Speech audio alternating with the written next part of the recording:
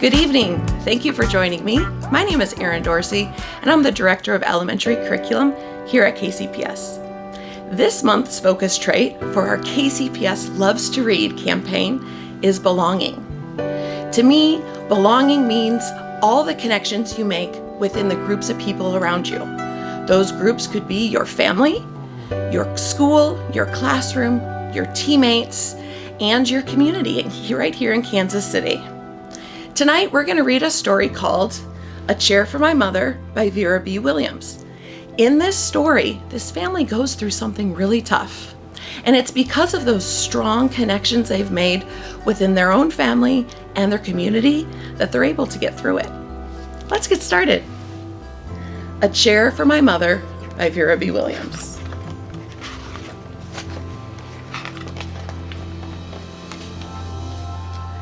My mother works as a waitress in the Blue Tile Diner. After school, sometimes I go meet her there.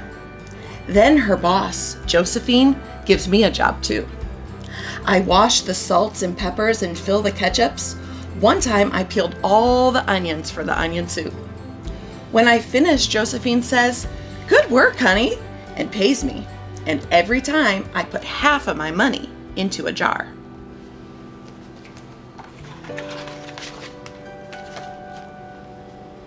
It takes a long time to fill a jar this big.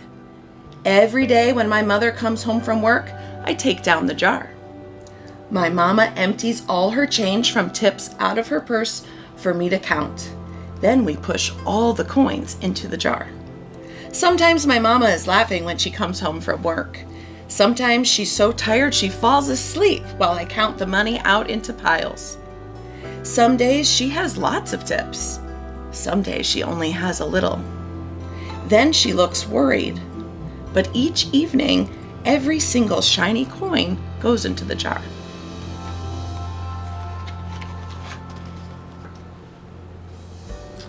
We sit in the kitchen to count the tips. Usually Grandma sits with us too. While we count, she likes to hum. Often she has money in her old leather wallet for us. Whenever she gets a good bargain on tomatoes or bananas or something she buys, she puts the savings and they go right into the jar.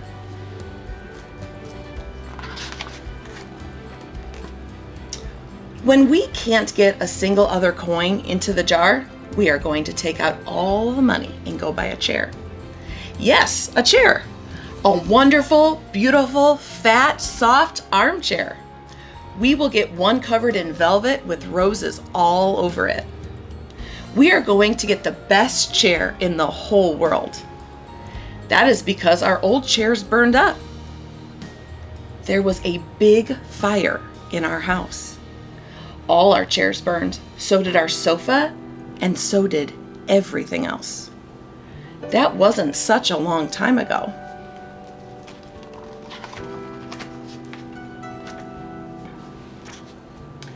My mother and I were coming home from buying new shoes. I had new sandals. She had new pumps. We were walking to our house from the bus. We were looking at everyone's tulips. She was saying she liked red tulips, and I was saying I liked the yellow ones. Then we came to our block. Right outside our house stood two big fire engines. I could see lots of smoke. Tall orange flames came out of the roof. All the neighbors stood in a bunch across the street. Mama grabbed my hand and we ran. My Uncle Sandy saw us and ran to us. My mama yelled, "Where's Mother?" I yelled, "Where's my grandma?" My Aunt Ida waved and shouted, "She's here, she's here. She's okay, don't worry." Grandma was all right. Our cat was safe too, though it took a while to find her. But everything else in our whole house was spoiled. What was left of the house was turned into charcoal and ashes. We went to stay with my mother's sister, Aunt Ida, and Uncle Sandy. Then we were able to move to an apartment downstairs. We painted the walls yellow, the floors were all shiny, but the rooms were very empty. The first day we moved in, the neighbors brought pizza and cake and ice cream. And they brought a lot of other things too. The family across the street brought a table and 3 kitchen chairs. The very old man next door gave us a bed from when his children were little. My other grandpa brought us a beautiful rug. My mother's other sister, Sally, made us red and white curtains. Mama's boss, Josephine, brought pots and pans, silverware and dishes. My cousin brought me her own stuffed bear. Everyone clapped when my grandma made a speech. "You all are the kindest people," she said, "and we thank you very, very much. It's lucky we're young and can start all over." That was last year, but we still have no sofa and no big chairs. When Mama comes home, her feet hurt. "There's no good place for me to take a load off my feet," she says. When Grandma wants to sit back and hum and cut up potatoes, she has to get as comfortable as she can in a hard kitchen chair. So that is how come Mama brought home the biggest jar she could find at the diner, and all the coins go into that jar. Now the jar's too heavy for me to lift down. Uncle Sandy gave me a quarter. He had to boost me up just so I could put it in there.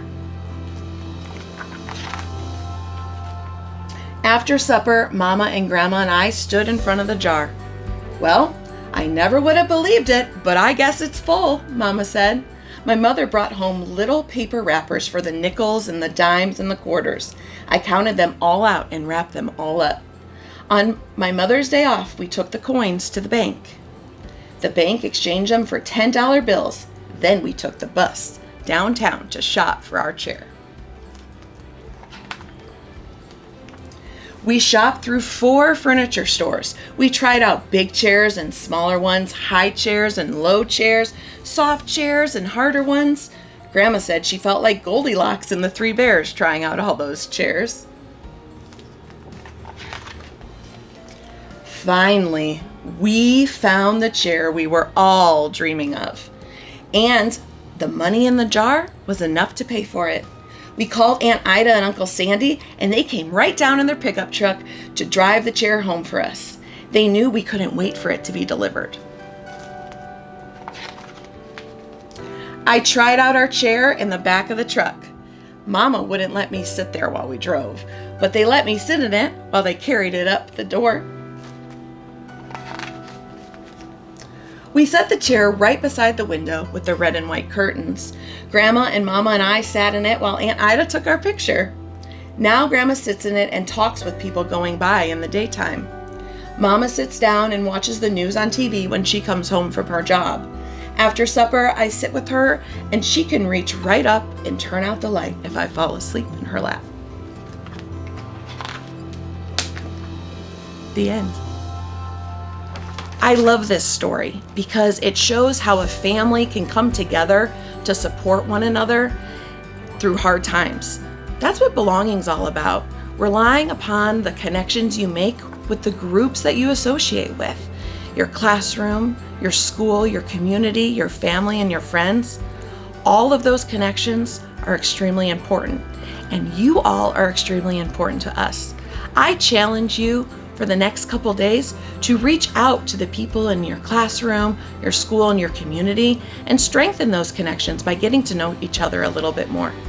Again, thank you for joining me.